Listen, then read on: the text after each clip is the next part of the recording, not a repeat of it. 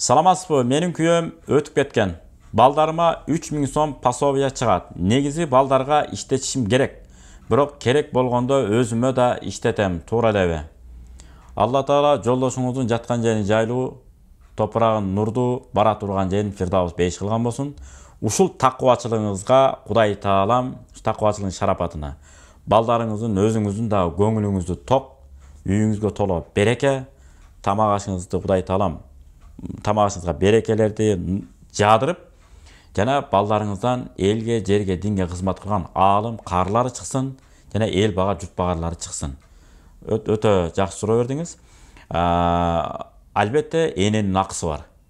Карап атасыз, багып атасыз. Ошолордун себебинен каалаганда жумушка чыга албай атасыз.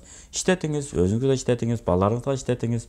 Мындай ыгы менен. Эч бир эне балдарына жаман нерсени каалабайт. Баягы кандай эле Фатима энебиз, Айша энебиз экөөнүн бирөөсү мен эсимен чыгып турат, эсиме келбей атат.